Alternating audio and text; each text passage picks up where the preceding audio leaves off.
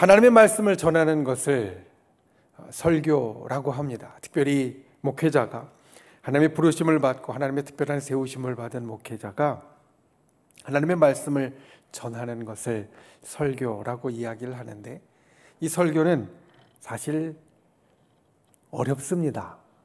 저는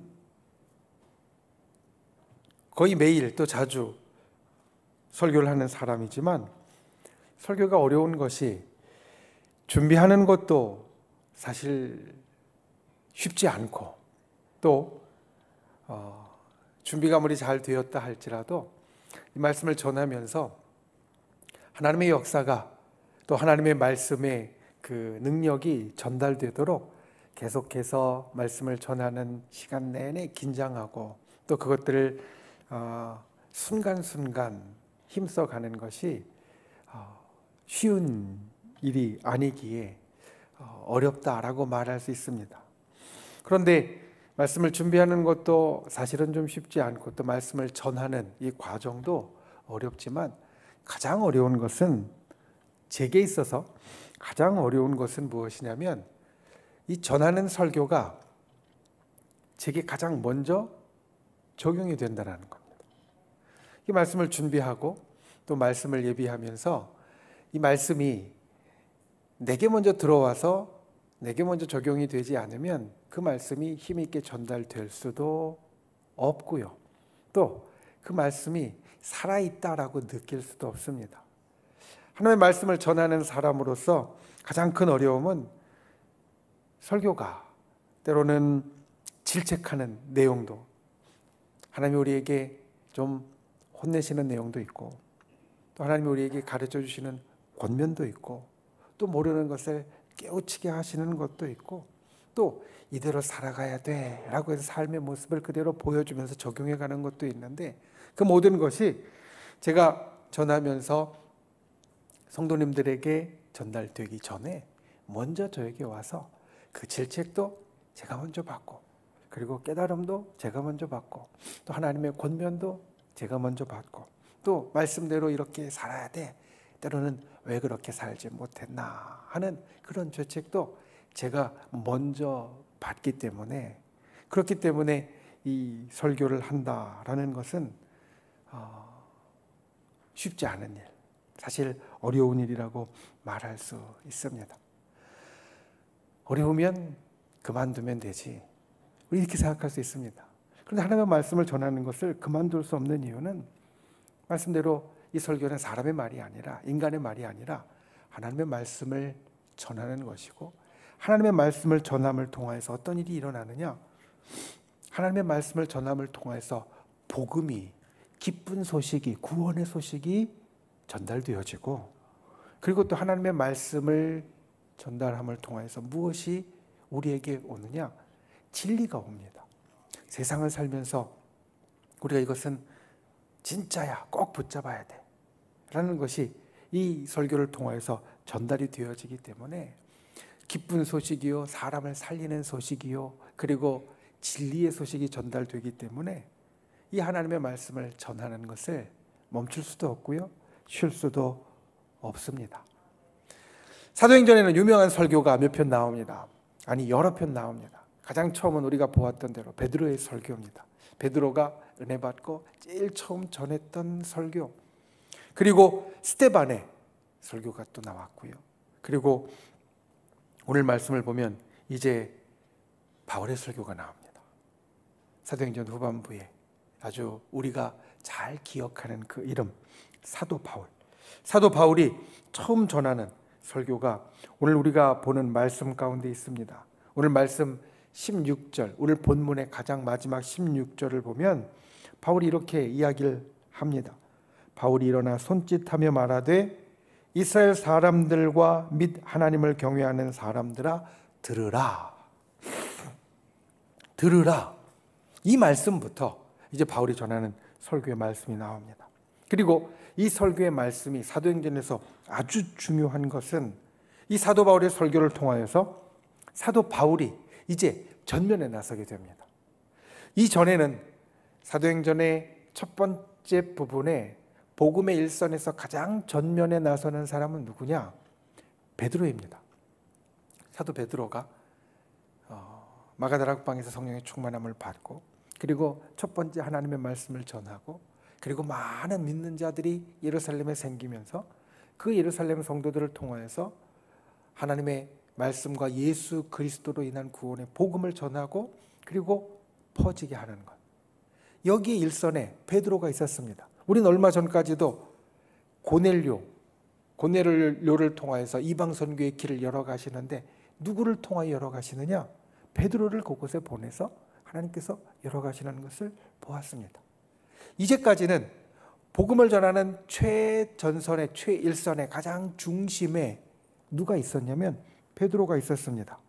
그런데 이제 오늘 우리가 보는 이 말씀, 그리고 이후에 나오는 이 사도 바울의 설교를 통하여서 베드로가 마치 사도행전 2장의 그 첫 번째 설교를 통하여서 가장 복음의 전면에 나서고 중심에 섰던 것 같이, 이제는 바울이 복음의 가장 전면에 나서고 중심에 서는 것을 사도행전은 우리들에게 보여줍니다.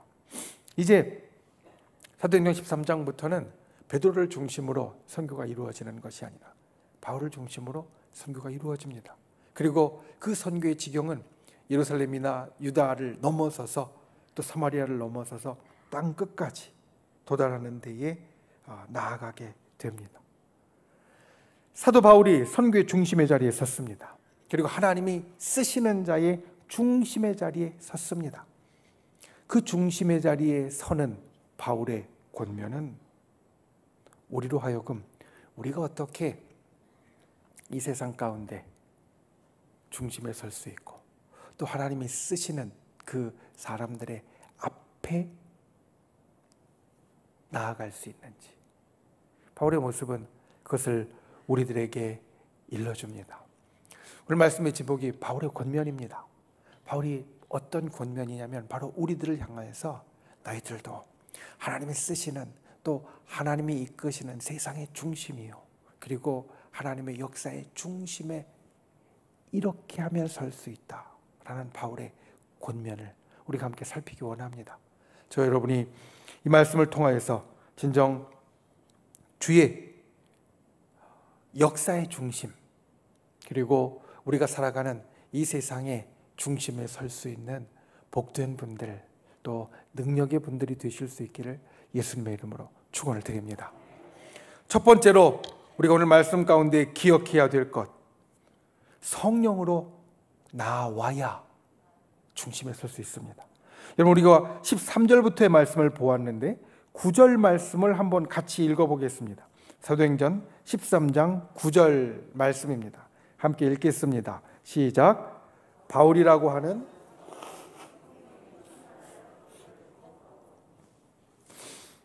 구절 말씀. 이제 바울이 중심으로 나오는 모든 일들이 시작되어지는 단락, 9절이라고 말할 수 있습니다. 여러 일들 가운데 바울이 말씀을 전하게 된 배경과, 그리고 바울이 이 설교의 말씀을 행하게 된 상황에 대해서 시작하는 9절 말씀은 우리들에게 이렇게 이야기합니다. 바울이라 하는 사울이 성령이 충만하였다. 우리는 순복음교회 교인입니다. 그리고 우리가 알듯이 우리 주변에는 여러 교단의 교회들이 있습니다. 사실 교회의 역사에서, 교회사에서 각 교단들은 한때 아주 중요한 역할들을 했습니다. 장로교와 같이 종교개혁 때 일어난 교단들은 새로운 믿음의 역사, 즉 우리가 구원을 얻는 것이 다른 어떤 것이 아니라 온전히 믿음으로 얻는 것이다 라는 것을 이제 가장 중심으로 이야기를 하면서, 그러면서 이제 성직자 또는 우리 교육자뿐만이 아니라 장로로 일컬어지는 평신도들 가운데 정말 믿음이 좋은 사람들이 함께 교회를 이끌고 가는 것을 만들었고요. 감리교가 일어나면서 감리교회는 이제 이 처음에 종교개혁을 통하여서 일어났던 그런 역사들이 좀 내려갈 때쯤에서 다시 한번 영적으로 부흥의 역사를, 또 선교를 통해서 사람들을 깨우는 역사를 감리교가 감당을 했고요. 그리고 감리교에 의해서 일어났던 일들이 이렇게 좀 내려갈 때쯤 해서 20세기 초에 우리 하나님의 성회가 오순절 교단이 수목원 교회가 일어나게 됩니다. 우리 하나님의 성회는 오순절 교회는 20세기 초에 아주 강력한 성령의 역사를 통하여서 새로운 부흥을 이끌었습니다. 종교개혁 때 영적으로 올라갔던 것이 내려올 때쯤에서 감리교를 통해서 하나님께서 다시 한번 영적으로 올라가게 하셨다면 그 운동이 다시 내려갈 때쯤에서 다시 우리 하나님의 성회를 비롯한 오순절 교단들을 일으켜 주심으로 다시 올라가서 영적으로 깨어나고 그리고 하나님의 역사를 경험하게 만드셨다는 겁니다. 이 일은 지금도 계속되어지고 있습니다. 우리나라 같이 역사를 경험하는 교회들과 교단은 다 우리 하나님의 성회를 비롯한 오순절 교단입니다. 여러 교단들이 있지만 하나님께서 시대에 맞게 그리고 상황에 맞게 그 교단들을 세우셨고 그를 통하여서 전체 교회들을 일깨우고 그리고 전체 교회들이 다시 하나님 앞에 새롭게 되어지는 일들을 만드셨습니다. 우리 수목원 교회가 그와 같은 일들에 특별히 가장 근래에 중심에 섰다는 것은 우리가 비단 멀리 가지 않아도 이 청주 땅에서도 알 수 있는 일입니다. 우리 교회가 세워질 때로부터 이제 65년이 지난 지금 우리 교회에 처음 세웠던 집사님들이 통성으로 기도하고 박수치면서 찬양하고 방언으로 기도했다고 교회에서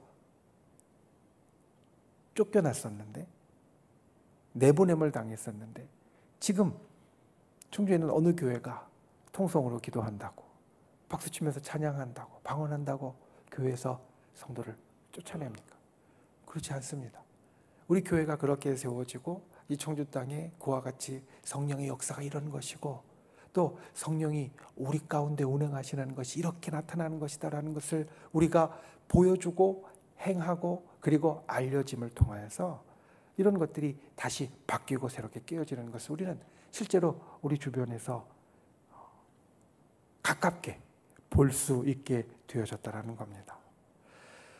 이렇게 시마다 때마다 하나님께서 새롭게 영적으로 깨워주시고 일으켜주시는 것, 사실 그 일은 우리가 살아가는 현대만 있는 것이 아니라 사도행전을 봐도 알 수 있는 겁니다. 사도행전을 보면서 느끼는 것, 시마다 때마다 역사가 일어나면서 복음의 물줄기를 하나님께서 직접 움직여 가시고 그 가운데 성령의 행하심이 나타난다는 겁니다.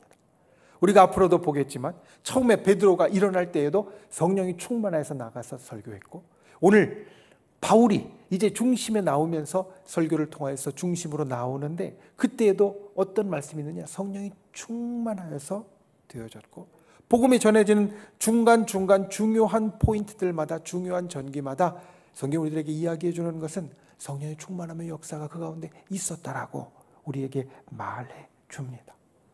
우리가 세상의 중심에 나아가기 원하면 세상을 이끄시는 성령에 붙잡힌 바 되어야 합니다. 성령이 충만해야 됩니다. 성령이 우리 가운데 역사해야 됩니다. 성령이 우리 가운데 운행해야만 합니다. 그래야 우리가 중심 가운데 나올 수 있습니다. 사실 이것은 우리가 말씀을 잘 이해하면 너무나 당연한 겁니다. 성령은 하나님의 영입니다.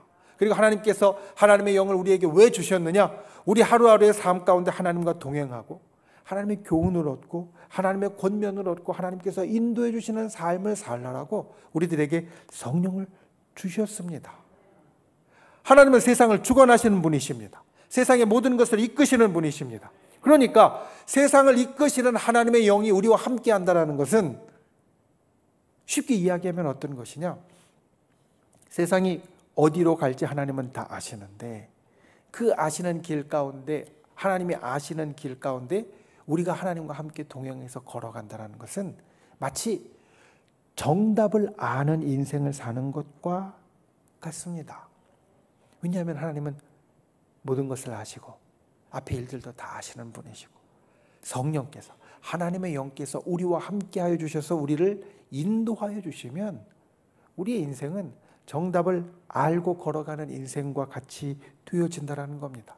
사실 우리가 인생을 살면서 정답을 알면 얼마나 좋을까 이런 생각을 할 때가 많이 있습니다. 학생들은 시험을 볼 때 정답을 알길 원합니다. 또 우리가 코로나가 이렇게 번지고 있을 때에도 언제 이게 끝날지 정답을 알길 원합니다. 또 그뿐만이 아닙니다. 사실 세상 사람들은 아직은 3월달 연초니까 아직 그 올 한 해의 시작이라는 그 열기가 아직 가시지 않았는데 올 한 해 내게 무슨 일이 일어날지 그 정답을 좀 찾아보려고요.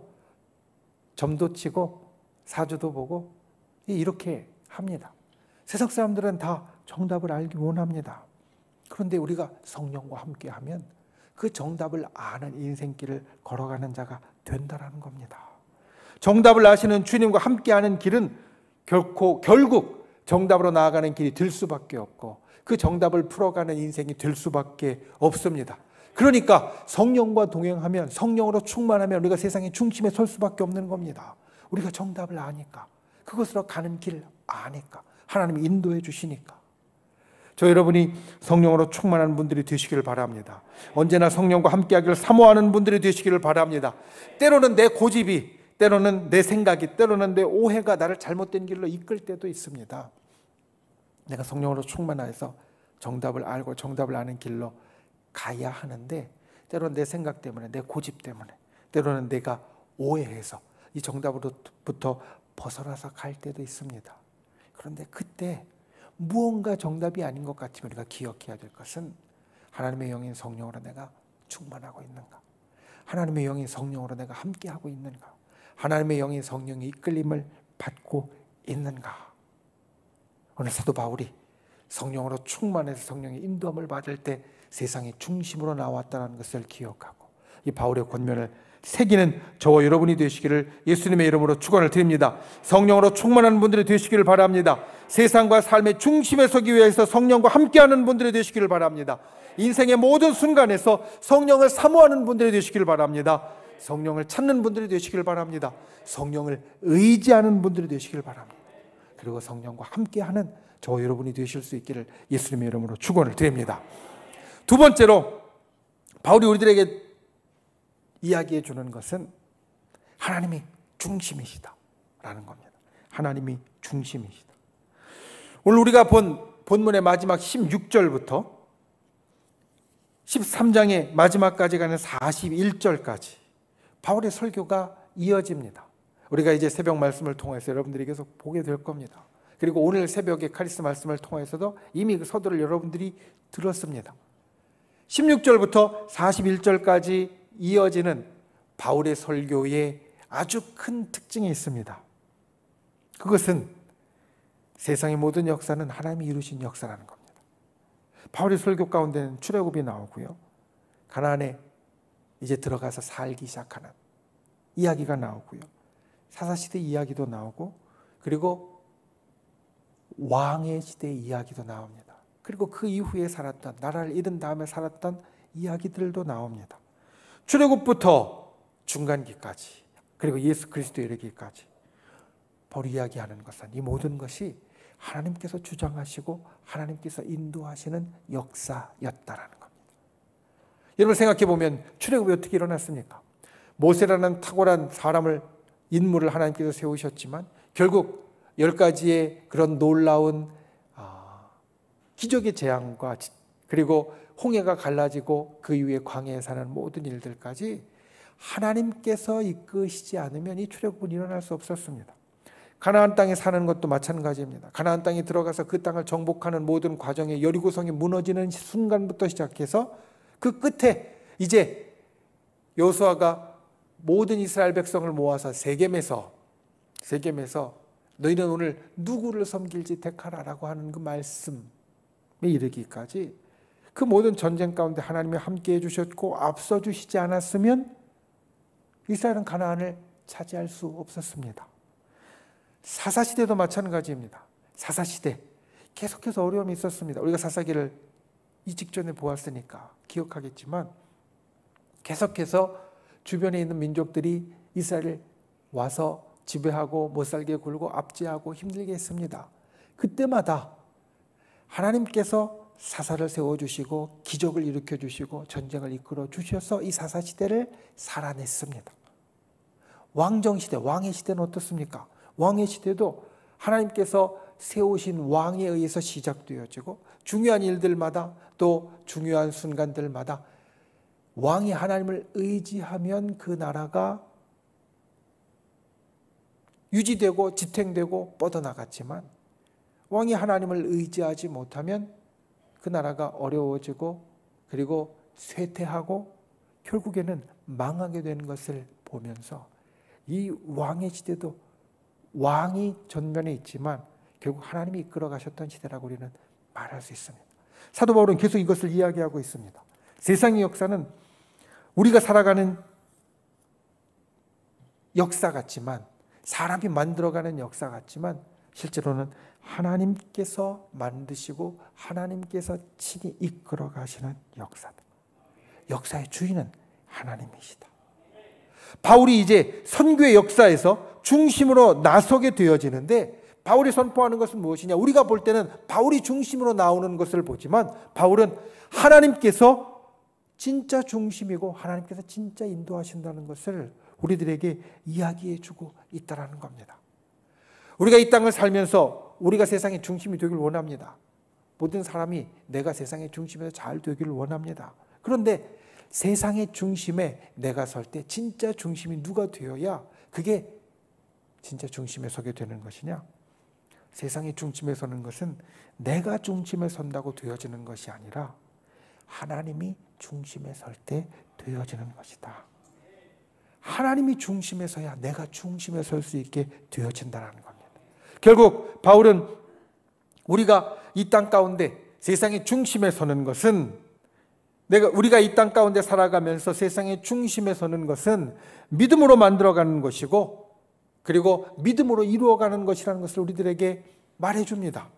우리가 세상을 살면서 흔히 조금 우리 예전에 아주 유명했던 목사님의 말씀대로 하자면 우리가 주먹을 믿고 내 힘을 믿고 살아가는 것이 아니라 법을 믿고 살아가는 것이 아니라 내 가까이에 있는 주먹이나 법을 믿고 살아가는 것이 아니라 어떻게 보면 더 멀리 있는 더 멀리 계시는 하나님을 믿고 살아갈 때 우리가 세상의 중심으로 나서고 세상의 중심에 설 수 있게 된다.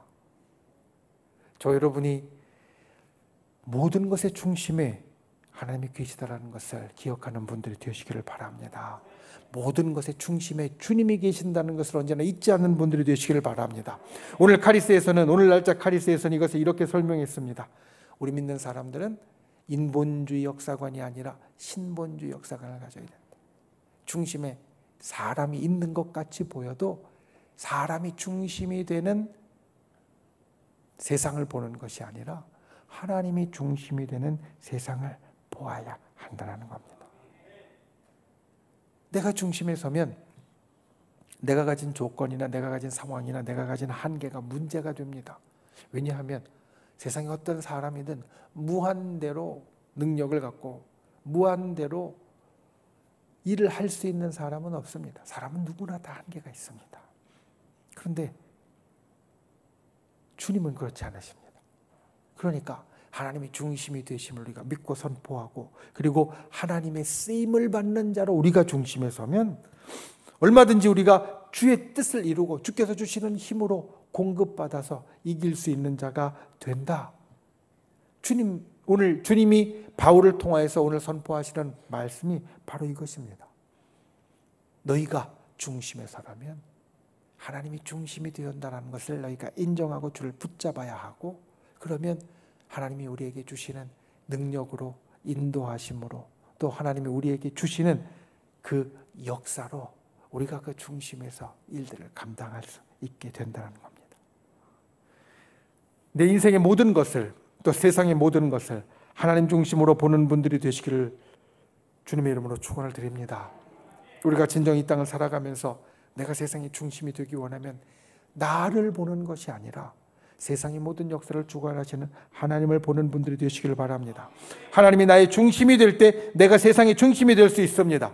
하나님이 나의 중심이 될 때 내가 나의 인생 가운데 중심으로 나설 수 있습니다. 우리가 하나님 중심으로 사는 분들이 되시기를 바랍니다. 하나님 중심으로 주를 붙잡는 분들이 되시기를 바랍니다. 세상의 모든 일들에 주님이 중심에 계시다는 것을 인정하는 분들이 되시기를 바랍니다. 그래서 오늘 바울의 권면처럼 세상의 모든 중심에 하나님이 있다는 것을 인정하고 나아감으로 그 하나님의 능력으로 세상의 중심에 서는 저와 여러분이 되시기를 예수님의 이름으로 축원을 드립니다. 말씀을 맺습니다. 오늘 말씀의 제목이 처음에 이야기 드린 대로 바울의 권면입니다. 어떤 권면이냐?